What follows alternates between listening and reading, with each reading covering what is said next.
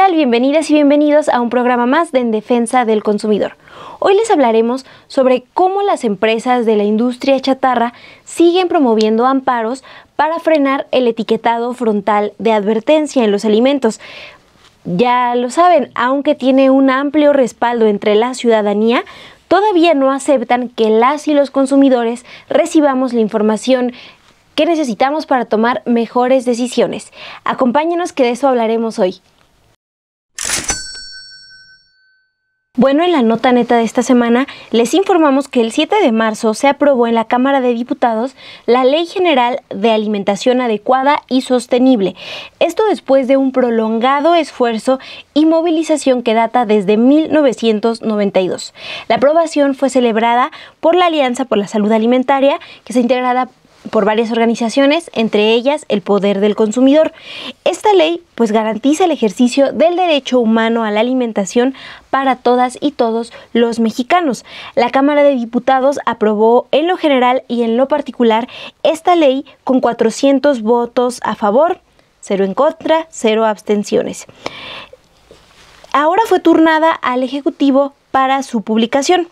Este instrumento permitirá a México fortalecer el cumplimiento de otros marcos regulatorios internacionales como la Declaración Universal de los Derechos Humanos, el Pacto Internacional de Derechos Económicos, Sociales y Culturales y la Convención sobre la Eliminación de todas las formas de discriminación contra la mujer. Como pueden ver, es muy importante esta aprobación porque está reglamentando, está oficializando el derecho a la alimentación para revertir la grave problemática de salud alimentaria nacional que cobra tantas vidas cada año. Con esta acción, México ya forma parte de los países de América Latina y el Caribe que han consagrado el derecho humano a la alimentación adecuada en su Constitución y con esto ayudan a desarrollar de manera efectiva el derecho humano a la alimentación.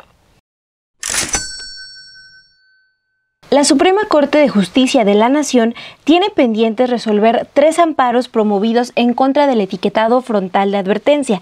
Ustedes lo conocen, es ese que nos alerta si los productos que consumimos tienen, por ejemplo, exceso de azúcares, exceso de grasas saturadas y también tiene una leyenda cuando incluyen estos productos edulcorantes no aptos para niñas y niños.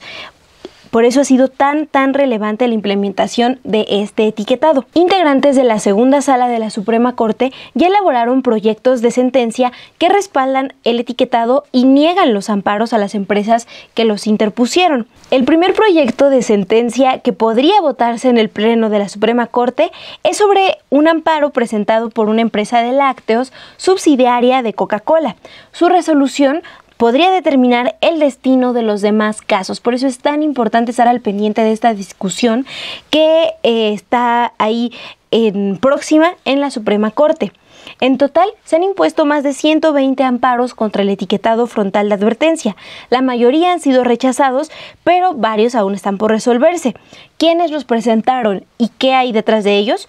Bueno, esos amparos vienen de poderosas corporaciones que no quieren dar a conocer a las y los consumidores los ingredientes de sus productos ultraprocesados. Es decir, están interponiendo, buscando que se interpongan sus intereses comerciales sobre la salud de la población. Son las mismas empresas que se han opuesto a prohibir la comida chatarra en las escuelas y la publicidad dirigida a la infancia. También son estas empresas las que se opusieron al impuesto a los refrescos en los últimos años. Es importante que ustedes recuerden que este etiquetado frontal de advertencia es producto del trabajo de varias organizaciones civiles, de académicos, de académicas y que ha sido reconocido por las Naciones Unidas y por expertas y expertos a nivel internacional por su claridad. Por eso es tan importante estar al pendiente y seguir defendiéndolo. Para hablar sobre en qué momento están estos amparos promovidos por las grandes corporaciones, vamos a escuchar esta entrevista con Javier Zúñiga, abogado en el Poder del Consumidor. Para conocer cuál es la situación actual de los amparos en contra del etiquetado frontal, me da mucho gusto recibir en el estudio a Javier Zúñiga, abogado en el Poder del Consumidor. Hola, muchas gracias por el espacio y bueno, muy contentos de estar aquí platicando sobre estos casos tan interesantes, ¿no? Sí, muchas gracias, Javier. Pues mira, mi primera pregunta es que nos ayudes a entender en qué momento están los amparos que ya tienen un proyecto, entiendo, un proyecto de sentencia en la Suprema Corte de Justicia, y son estos amparos que se presentaron en contra del etiquetado frontal de advertencia. Justamente, y yo quisiera hablar desde un poquito más atrás, como explicar todo el contexto. Lo que sucedió fue que cuando se empezó a aplicar el etiquetado frontal de advertencia en 2020, las empresas o la reacción de las empresas fue ampararse, presentar casos frente a los juzgados federales diciendo que el etiquetado violentaba algunos derechos o supuestamente violentaba algunos derechos de las empresas. Por ejemplo, sus derechos de marca, de trabajo, libertad comercial, etcétera. A partir de eso, los amparos han seguido su propio curso legal, podemos decirlo así, y es lo que justo comentabas, que algunos de ellos han llegado a la Suprema Corte. Lo que tenemos es que la cantidad de casos que se presentaron fueron alrededor de 150 amparos en contra del etiquetado de empresas tan diversas como Nestlé, Danone, Coca-Cola, grandes conglomerados como Conméxico, entre otros. También las empresas, una estrategia que hicieron fue que justamente Coca-Cola, por ejemplo, que tiene, no sé, una diversidad de pequeñas compañías, ¿no? De subsidiarias, Coca-Cola Importaciones, Exportaciones, ¿no? Subsidiarias de Coca-Cola, Santa Clara, etcétera, presentaron sus propios amparos, lo cual es completamente legal, pero se puede ver toda una estrategia de la industria para tratar de frenar el etiquetado desde la sede judicial. Después de 3-4 años, lo que vimos fue que algunos casos llegan a la Suprema Corte. Esto fue a finales del 2022, cuando la Suprema Corte atrae estos primeros casos, específicamente la segunda sala de la Suprema Corte. Esto se da porque cuando los casos llegan a la Suprema Corte, algunos van a la primera sala, otros van a la segunda sala, dependiendo de la materia y de los temas que traten. Generalmente materia ambiental y materia de salud llegan a la segunda sala, y después de varias discusiones en la segunda sala, decidieron que el caso, por su importancia y por su trascendencia, tenía que ir al Pleno de la Suprema Corte. Es decir, que los 11 ministros y ministras tendrían que resolver sobre la constitucionalidad del etiquetado. A partir de esto, nos encontramos en una situación en que estos casos se publican los proyectos de sentencia. Un ministro como que adopta un caso, lo analiza, lo estudia y propone una resolución a los demás ministros que van a votarla, ¿no? Argumentarla y votarla. Y lo que tenemos es que actualmente 3 de estos casos, uno presentado por la empresa Santa Clara, subsidiaria de Coca-Cola, otro por la empresa de Corazón al Fruto, que es la que se encarga de vender y distribuir barrilitos, ¿no? Las bebidas azucaradas barrilitos, y el conglomerado Herdes, Nutriza y otras empresas son las quejosas de estos casos. Bueno, la Corte, los ministros, específicamente el ministro Pérez Dayán y la ministra Yasmín Esquivel, proponen a los demás ministros de la Suprema Corte unos proyectos de sentencia en los que declaran el etiquetado constitucional, es decir, niegan el amparo a las empresas y además legitiman el etiquetado como una herramienta de defensa de los derechos de los y las consumidoras. Por ejemplo, derecho a la información.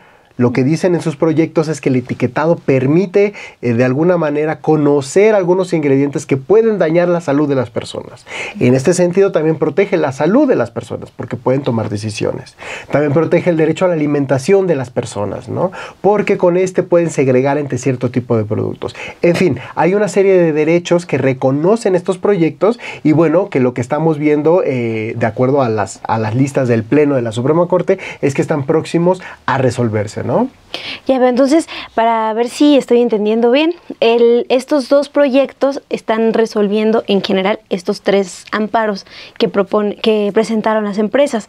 Lo que se defina con esos lo que se defina va a resolver esos amparos. Sí, son 3 proyectos porque cada caso tiene su proyecto, pero justamente, o sea, el primer efecto que tienen es resuelven el caso en particular, ¿no? O sea, Santa Clara se amparó y entonces a partir de eso el proyecto va a decir si tiene o no razón Santa Clara, decir si el etiquetado es constitucional o no. El proyecto propone que no, tiene que ser votado. Lo mismo para el caso de Barrilitos y para el caso de Herdes. Pero justo hay un segundo efecto del que poco se habla, pero es muy importante, que es que cuando la Suprema Corte resuelve estos casos, sienta un primer precedente para los demás amparos que siguen vivos. Es decir, ahorita hay como 60 amparos que todavía están en los tribunales colegiados, en los juzgados, y estos serán los primeros precedentes que de alguna manera permearán a los demás casos. También algo que estamos previendo es que estos casos sirvan como un ejemplo, para bien o para mal, ¿no?, a nivel regional. El etiquetado frontal de advertencia ha sido un etiquetado que se adoptó primero en Chile, pero ya con las características de México se adoptó recientemente en Argentina, se está aprobando en Colombia, se está discutiendo en Sudáfrica, se está discutiendo en muchas partes del mundo, ¿no?, con las características que se implementaron en México. Esto es fundamental porque si la Corte declara que es constitucional el caso, digo el etiquetado, este caso de alguna manera se vuelve un precedente para los demás países, ¿no? Por decir o mencionar un ejemplo, si en Argentina en algún momento se empieza a hablar de que el etiquetado es inconstitucional o que viola derechos de algunas empresas, rápidamente las personas pueden decir, bueno, en México esos argumentos ya se analizaron, ¿no?, bajo la luz de derechos fundamentales, de derechos humanos, y se resolvió que hasta ahorita todo indica que el etiquetado es constitucional, ¿no? Eso es muy importante, tener en cuenta la relevancia de esto que se discute en la Suprema Corte, y en ese sentido también te quiero preguntar, me decías que los proyectos tienen argumentos a favor del etiquetado, pero aún así hay un riesgo, es decir, todavía pueden o no ser rechazados en la Suprema Corte por los otros ministros. En términos generales, sí, claro, porque los ministros tienen que votar estos proyectos y, bueno, votar a favor o en contra y declarar el etiquetado constitucional o inconstitucional. Es decir, darle la razón a las empresas o no. Lo que nosotros percibimos es que, primero, los proyectos son muy sólidos. Lo que se ha hecho en la Suprema Corte, lo que hicieron estos secretarios de estudio y cuenta y también los ministros, fue un estudio muy a fondo de la evidencia que se estuvo presentando desde la norma 051. Entonces, por ejemplo, cuando vemos proyectos como el del ministro Pérez Dayán, tienen pues ahora sí que están citando al Instituto Nacional de Salud Pública, a la UNICEF, a la OPS, y justifican sus argumentos con base en esta evidencia científica. Entonces, los proyectos, lo mismo sucede con los dos proyectos que tiene la ministra Yasmín Esquivel, los proyectos son muy sólidos, no solo en términos de argumentación legal, sino también en la argumentación o en la evidencia científica en la cual reposan estos argumentos, estas premisas legales, ¿no? Entonces, por esa parte, nosotros de la sociedad civil creemos que el riesgo es mínimo en términos de que es muy difícil que los ministros, o nosotros no creeríamos que puedan ser capaces, ¿no? Uno nunca sabe lo que puede suceder, pero que sean capaces de contravenir no solo lo que nosotros argumentamos o lo que argumentó cualquier persona en el momento de la creación de la NOM, sino que vayan en contra de la evidencia científica. Entonces, en ese sentido vemos que el riesgo se ha disminuido, también porque de alguna manera esta discusión en la opinión pública ha permeado a los consumidores y consumidoras ahora sí que de a pie, ¿no? La gente está consciente del etiquetado, lo utiliza, ¿no? Sobre todo, pensemos en madres y padres de familia, utilizan el etiquetado para tomar decisiones sobre el consumo de alimentos de sus hijos, de sus hijas, ¿no? Entonces, es una herramienta que también se volvió parte del día al día de las personas. También es uno de los valores o las consideraciones que la Corte, aunque no sea legal, claro que tienen el peso. ¿Cómo quitarían una herramienta de política pública que ha permeado tanto a la sociedad mexicana, ¿no? Sí, sí están ahora sí que en el ojo, ¿no?, de la ciudadanía. Estamos ahí atentos a qué está pasando. Y yo también te quiero preguntar, pues desde la parte legal, ¿cómo nos afecta como consumidores, como consumidoras, el que estas empresas continúen interponiendo amparos a más de 3 años y que se empieza a aplicar este etiquetado? ¿Cómo nos impacta? Y pues sí, en la cuestión legal, para que lo aterricemos a nuestro día a día. Claro. Bueno, en términos más abstractos, ¿no?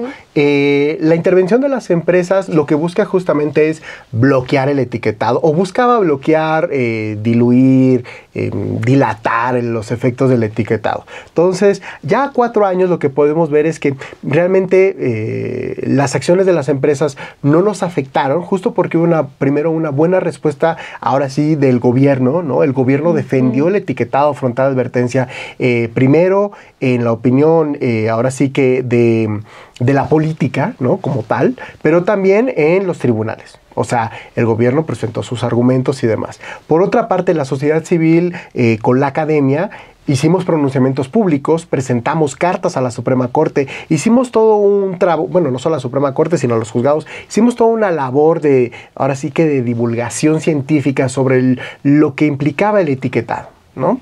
Entonces yo creo que esto es fundamental o ha sido fundamental para disminuir o parar los posibles riesgos que nos enfrentábamos ante los amparos. En términos más abstractos, el efecto es que si una empresa gana el caso, entonces el etiquetado primero le deja de aplicar a ella, y si consigue votos suficientes o argumentos suficientes de acuerdo a la Constitución y a la ley de amparo, el etiquetado incluso podría desaparecer. Ese era el objetivo que tenían las empresas cuando iniciaron esta estrategia de amparos. Ya 4 años después lo que vemos es que pues se ha convertido más en lo que comentábamos desde el principio, que fue una estrategia para dilatar los efectos del etiquetado. Y déjame poner un ejemplo muy claro. Por ejemplo, en el control de tabaco, se habla mucho de las estrategias de las industrias para dividir, distraer, diluir, dilatar las políticas de salud pública que buscan mejorar la salud de las personas y al mismo tiempo, por la forma en que se dan estas políticas, ponerle un alto a ciertas industrias, en este caso a la industria del tabaco. Ahí está muy bien documentado cómo las industrias han utilizado los casos legales, ¿no? Las acciones legales, no para reclamar violaciones reales o que realmente afecten sus derechos, sino para justamente mermar las políticas de salud pública. Eso está muy bien documentado. Lo que estamos viendo ahora, a 4 años de que se presentaron 160 amparos, que solo de estos 3 han llegado a la Corte y que aparte tienen proyectos de sentencia en los cuales ratifican la constitucionalidad, la eficacia y la protección de derechos que tienen este etiquetado hacia los consumidores, pues podemos corroborar que fue una estrategia simplemente para dilatar, ¿no? En todo su derecho, claro, de presentar amparos, pero ¿cuáles han sido los efectos? ¿Qué han ganado las empresas? Actualmente nada, ni siquiera suspensiones. Las empresas, al contrario, lo que hemos visto es que hay una actitud un poco contradictoria. Por una parte cumplen, porque la mayoría, si no es que todas las industrias han cumplido con el etiquetado, pero al mismo tiempo siguen manteniendo un doble discurso en los tribunales en el cual argumentan, bueno, es que el etiquetado viola mis derechos a la libertad de trabajo, ¿no? Viola mi derecho de marca, cuando todo esto es completamente falso, ¿no? Eso es también algo que están argumentando en estos amparos que se están discutiendo en la Suprema Corte, que se van a discutir. Son estos argumentos también los que están repitiendo. Sí, lo que hemos visto, sobre todo por los documentos públicos del Poder Judicial, pero también en acciones de transparencia se han solicitado algunas demandas de las empresas, ¿no? ¿Cuáles fueron los argumentos bajo los cuales acudieron a los tribunales? Y lo que vemos es que los argumentos se repiten. O sea, vemos que argumentan que hay una estigmatización a sus productos, que viola sus derechos de marca, que viola su libertad comercial, que viola tratados internacionales, cuando todo esto es falso. Agarremos algunos ejemplos. Por ejemplo, hablan de la violación del derecho de marca.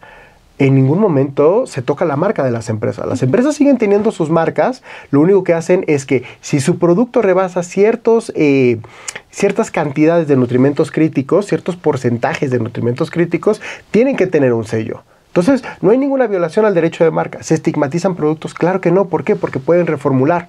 Porque solo se aplica el etiquetado a una gama de productos que pueden llegar a afectar la salud de las personas. Entonces, tampoco de alguna manera se les impide seguir vendiendo sus productos. Ellos están en la libertad de vender cualquier producto que sea lícito. Simplemente tienen que cumplir con las regulaciones. Dicen que se afecta el derecho de propiedad industrial porque quitan los personajes. Para nada. Si sus productos no tienen sello, pueden seguir utilizando a los Bimbo, al Tigre Toño, a todos estos personajes que se han ido. Pero si tienen un sello no lo pueden hacer. ¿Por qué? Porque esta publicidad, lo que dice la evidencia, es que le llama la atención a las infancias, a la niñez, y entonces fomentan su consumo no deseable porque tienen altas cantidades de azúcar, de grasas, de calorías, etcétera, ¿no? Y Javier, regresándome a algo que comentabas de esto que han visto público en los documentos, que entiendo están públicos en la Suprema Corte de Justicia, más bien te quiero preguntar, ¿en dónde podemos consultar esta información? como consumidores, consumidoras, si nos interesa más el tema, entrar a revisar cuáles son estos argumentos que están dando. Claro, pues la solicitud de acceso a la información se las podríamos compartir justamente porque son casos que a partir del INAI han publicado los expedientes, los casos, ¿no? En el caso de los proyectos, que es fundamental, los proyectos están en la página de la Suprema Corte. Uno puede, con el número de expediente o en las listas de la Suprema Corte, entrar a ver el proyecto público y analizar, por una parte, como lo hacen muy bien los ministros Yasmín Esquivel y el ministro Pérez Dayán, analizar primero los argumentos de las industrias y después por qué no tienen razón de acuerdo a estos proyectos. Entonces, nosotros podemos compartir estos vínculos y se los ponemos para que la gente pueda acceder a ellos, ¿no? Y analizar ya con sus propios ojos cuáles fueron los argumentos que presentaron las industrias y cómo de alguna manera la Corte hasta ahora ha ratificado que se trata de una herramienta que ayuda a proteger el derecho a la información, a la salud, a la alimentación de los y las consumidoras. Sí, eso es importante y qué bueno que nos das esta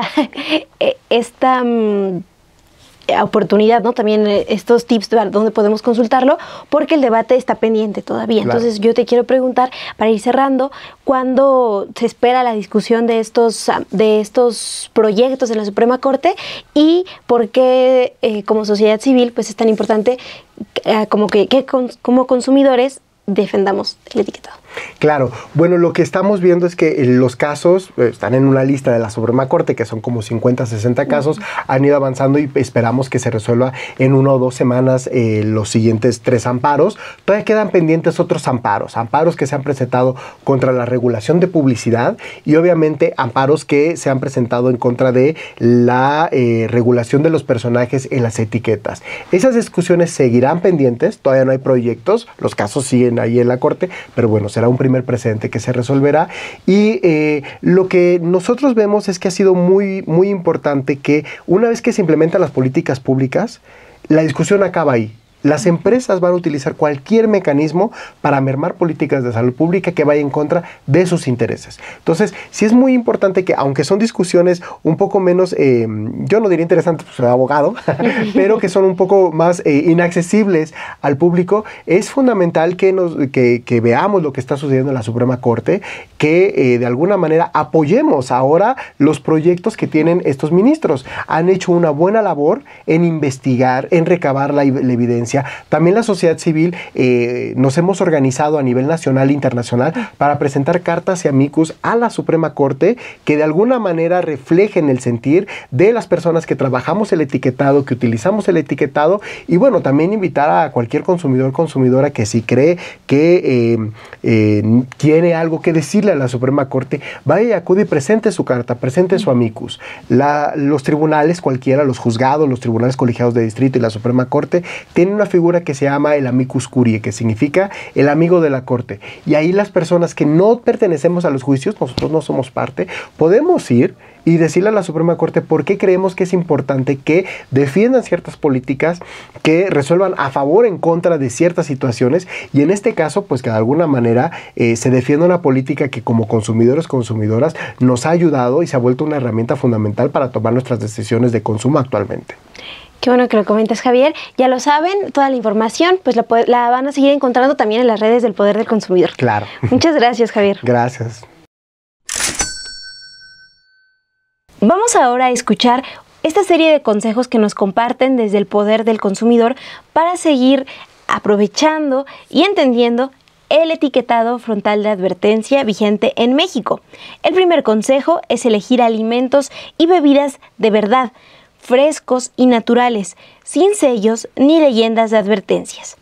El segundo es usar el etiquetado como una guía y la tabla nutricional, sustituyendo los productos empaquetados por productos locales y recién hechos. El tercer consejo es que si tu médico te recomendó limitar o evitar el consumo de azúcares, de sodio o de grasas, pues presten especial atención a este etiquetado. Recuerden que ya permite ver en el reverso incluso la cantidad de azúcares añadidos. El cuarto consejo es que si una leyenda en estos productos advierte que contiene edulcorantes no calóricos, no recomendable en niños, no se los den a las niñas y a los niños, tampoco si contienen cafeína. Después de escuchar estos consejos y la entrevista con Javier Zúñiga, ustedes ya tienen la información más actualizada sobre lo que está a punto de decidir la Suprema Corte de Justicia de la Nación, que ya escucharon es trascendental. Esto va a definir si el etiquetado frontal de advertencia se mantiene tal y como lo conocemos. ¿Qué piensan? Cuéntenos por favor en los comentarios, déjenos sus likes y ya saben que aquí en Defensa del Consumidor les mantendremos informadas e informados sobre cómo avanza esta discusión allá en la Suprema Corte. Gracias y nos vemos el próximo martes aquí por Estudio B.